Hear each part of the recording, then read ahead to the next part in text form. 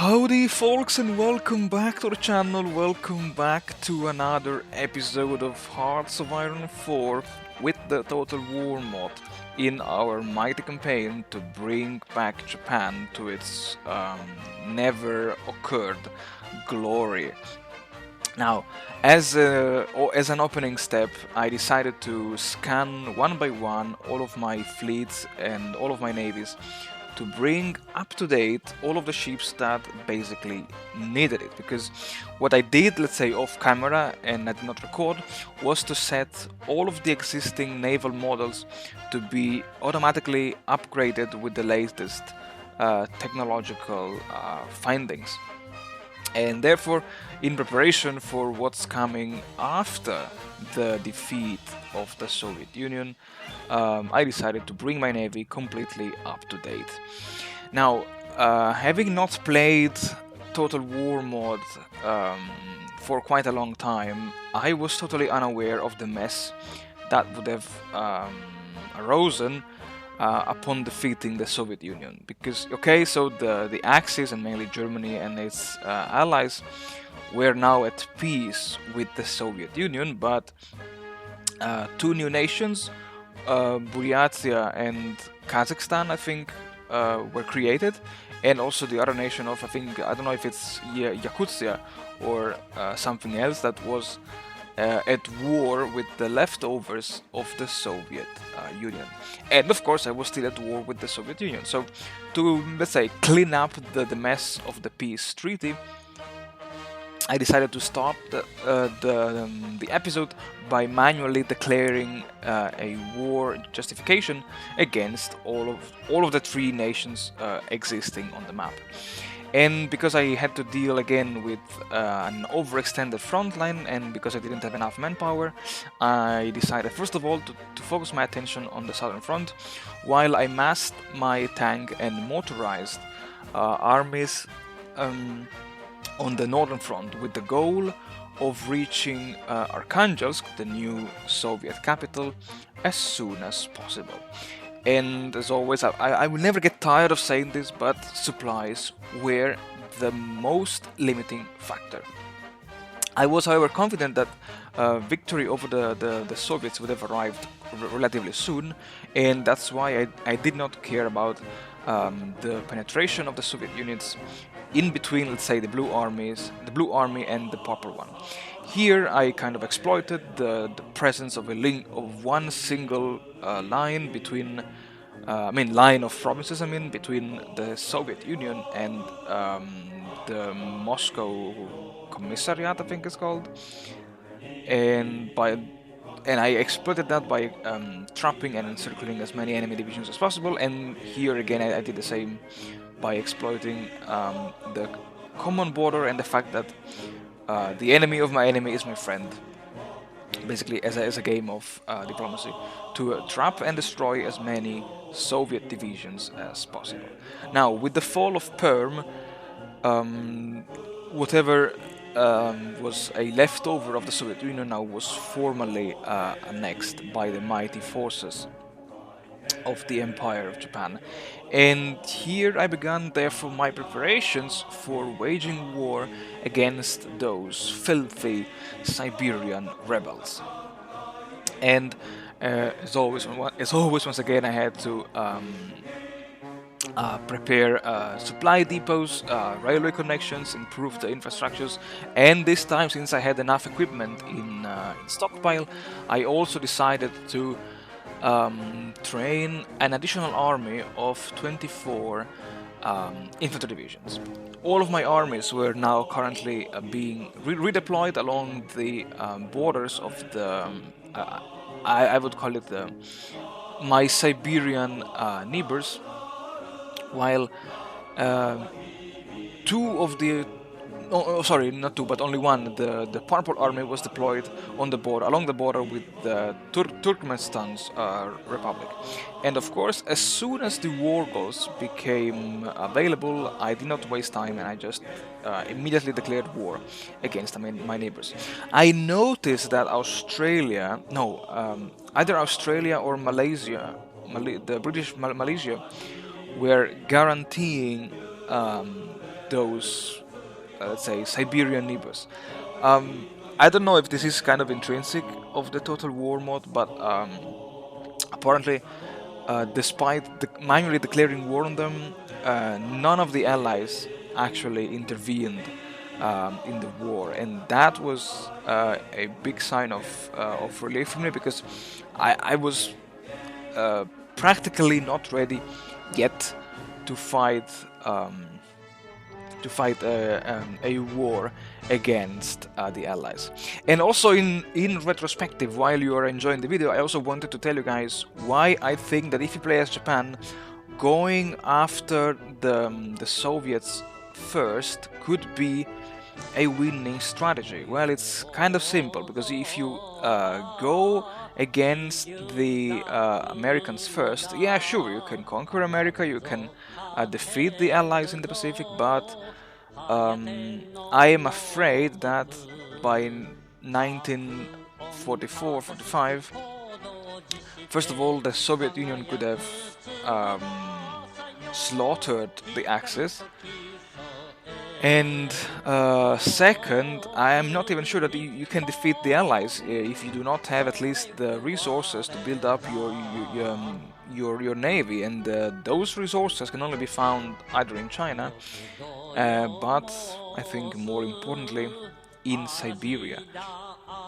And yeah, I mean that's why I think that if you play as Japan, you have to go a little bit against the historical course of events, mainly because of an industrial and resource-wise problem, basically. Yeah. And as the, let's say, the build-up for the final offensive in Yakutia, or I don't know how that state is called, went on. I just, exactly as you can see, drew battle plans. I kept expanding my railways. I kept expanding my synthetic rubber refineries. I think that investing into these synthetic resources, despite all the maluses that Japan has, maluses in terms of researching synthetic resources and all this kind of stuff, it turned out to be a quite valid um, investment, because yeah, sure, at the beginning I was trading with the Dutch East Indies and with Siam, but in the long run you do not want to feed your future enemies with a lot of civilian factors. Now, the war against Yakutia, or whatever it's called, that ended up surprisingly quickly. And with the annexation of my northern neighbor, I could finally, let's say, impose my hegemony over Siberia. And with this, let's say, in mind, I decided to prepare my armies and my navy for the upcoming war with the Allied nations. First of all, I redeployed most of my armies along the border with the French into China, and with the United Kingdom. That when you play a single player, when you play in single player as Japan, there is this event to basically to let the French and the British to gain a kind of a sphere of influence that is represented by this extension of their controlled territory. I mean, it's good. It's actually good. I actually like it, because it gives me the opportunity to maybe encircle and annihilate more and more enemy divisions that maybe would have never been trapped in those territories had the Allies not expanded these territories. Focus-wise, I never mentioned too much my foes. I began investing into the navy, mainly because I wanted to unlock the design company of the Pacific. That gives me some bonuses in terms of range and deck size of the aircraft carriers. And research-wise, well, pretty much I began investing a lot, but I mean a lot, into the Navy. I had, I think, 4 or even 5 out of 9 research slots focused exclusively on the Navy, because I knew that a war against the Allies would have been won, and can only be won with, I would say, both, I would say, superior quality and superior numbers. I do not know how many ships does the AI have, but by reading something on the Discord server and by watching other players and learning from my past mistakes, I decided to just focus everything exactly on quality and at the same time quantity.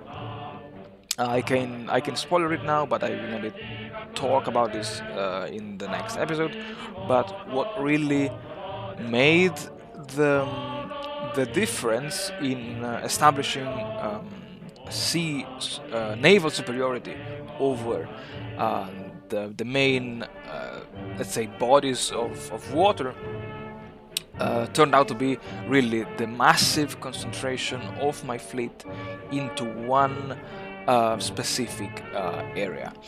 This, of course, meant that I had to carefully plan my amphibious invasions, and yeah, but more of this in the next episode. Because I'm running low on things to say, I just want to say thank you very much, guys, for watching, for supporting the channel with your views, likes, and comments. And of course, if you're not yet subscribed, just do it. If you would like to watch more of Hearts of Iron 4 and of Gary Grigsby's War in the East too. And until the next episode, I leave you to the video. And as always, take care and be safe. それよりあとは一本のタバコも二人で分けて飲みついた手紙を見せおうて身の上話繰り返し肩を叩いて口癖にどうせ命はないものよ死んだらコツを頼むぞといいかわしたる二人仲思いもよらず我一人不思議に命ながらえて赤い夕日の満州に友とつがなほろとはくまなく晴れた月今宵心しみじみ胸とせ友の最後をこまごまと親声を送るこの手紙筆の運びは拙いがハンドの陰で親たちのよまるる心を思いやり思わず音次と雫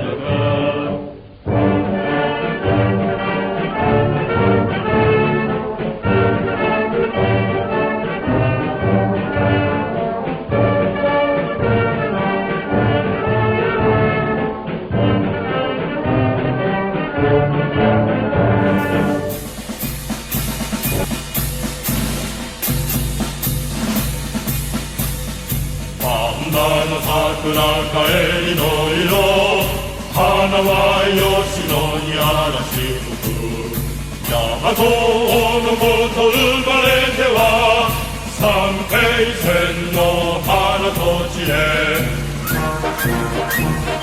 借用の筒は武器ならず水上の剣何かせん知らずやここに2000年北へ北へしやまとだが軍旗を回る者の句はすべてその数20万84箇所にたむろして武装は国家人夢にだも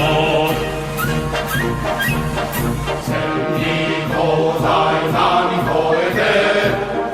に表す国あらば、みんなごいで